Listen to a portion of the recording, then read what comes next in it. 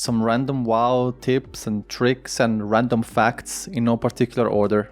I posted a screenshot on Reddit and I had a lot of people asking me what add-on gives the nice little loot window. Well, it's not an add-on, you just need to type /loot and the window will appear, showing what each person rolled and even showing who was not rolled yet. Did you know that you can also roll by typing /RND or /random? If you want to get out of Undercity quickly, avoiding the annoying elevator, if you happen to pass by the Mage Quarter, you can simply position your character on the edge of the stairs so that it slightly floats on the air. Relogging and logging back in will put you at the entrance of the city. Many people don't know that the Goblin Rocket boots don't actually have a level requirement, nor do they require any skill in engineering. You can simply pass them to your starting level 1 character and use them as you level. You just gotta be careful as they might break, so I would recommend cancelling the duration of the aura once you've escaped danger. There is currently a little rogue scam going on in some Season of Discovery servers. There are a lot of warlocks selling summons to almost every popular location, and it's usually a person setting up 3 accounts in order to have a warlock and 2 clickers. And once you accept the summon, the warlock will usually open trade with you so that you can pay him the agreed amount, which on my server is about 6 gold. And here what some rogues do. They stealth close to a summoning warlock and then they immediately trade the person that appears from the summon. The guy pays and the lock is left confused, as well as the guy that just paid, by the way. If you have trouble clicking on an NPC or an item on the ground because somebody is standing on top of it, for example, you can go into Options, Controls, and enable Interact Key. Set up a keybind on Interact with Target, and just like that, you just need to get close to something and press the key, without even using the cursor. Some useful WoW websites. If you go to jpworgen.com, you will be able to track how items prices are doing on the auction house of any server. I can select any version of Classic. Let's go on Season of Discovery and let's check, for example, Living Flame EU. Let's say I just dropped the Eye of Flame and I want to see if I can actually sell it and at which price. I'm gonna set the time frame to the last 30 days, as it's about when phase 3 hit. And you can see here, the price is still pretty high, as it's the Fire Mage Bastion slot. Here on April 9th, somebody kinda screwed up and sold it for 151 gold, but it is what it is. But overall, the average sale is about 2.5 to 3k gold, which I still find a bit ridiculous. I mean, for an item that's probably gonna get replaced next phase, but mages are rich so they can afford it. And obviously you can use this to check trends of every single item. If you like to play the auction house, I will highly recommend this tool. If you are not sure on which server to play on, you can go to ironforge.pro and check the current demographics on any classic server. As far as I know, it pulls data from the active raiding population. SOD right now is the most active one. Still adds a couple of dead server though, but that's normal.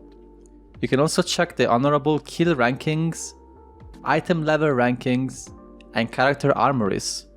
This, for instance, is my druid, and the gear showing right now is from phase 1, but I just need to press an update and in 2 seconds it will show my current gear, enchants, talents and runes.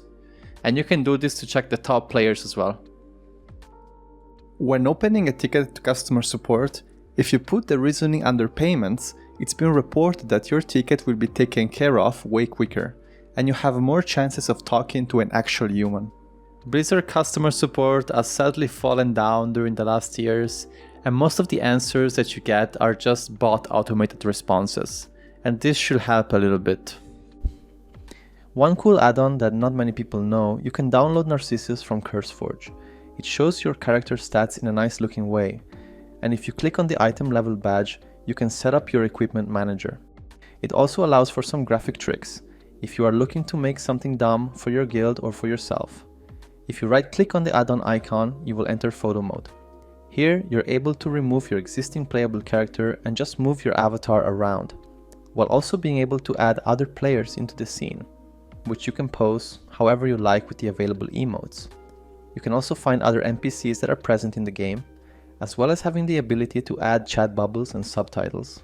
There are also visual effects, but this is a bit buggy in the classic version, and I would recommend using it on retail, You don't even need to buy the expansion, just use the add-on on the trial version. It's just a fun add-on that makes creating scenes easy, and I sometimes use it for my thumbnails. Here are some useful macros that I'm gonna paste on the video description as well, in case you wanna copy and paste them. So if you type this in, you will instantly remove all of your quests. Useful when you wanna reset a character that's too messy and full of useless old quests. If you type this in, you will only use a specific consumable when you are in a party or in a raid. For instance, as a druid, I don't really want to use my catnips as they are expensive, and I usually have them in my berserk macro. So with this, I'm sure they will only activate when I'm in a party or in a raid. And lastly, if you type this in, you will make your chat box entirely disappear. To make it reappear, just click on the macro again. This next logout skip is gonna be useful now and during the next phase, since BRD should still be relevant, and also it's gonna be useful for MC. If you're playing on a PvP server, you know that it could get quite complicated to get to Blackrock Mountain due to the amount of PvP going on there.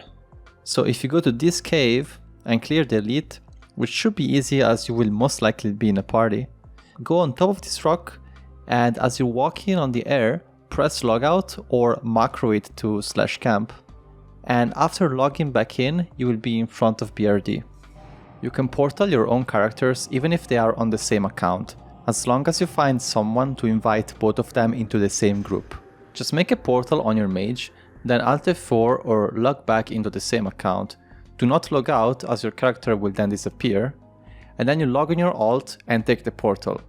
Your mage will stay in the world for about 1 minute before disappearing, so that's your window of time, which is long enough.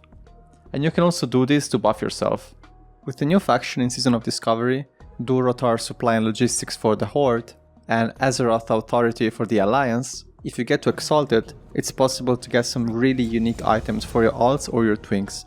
You can get necks and helms, which you can then proceed to mail to any characters on your account, it doesn't matter which faction, and you can apply helm runes to them.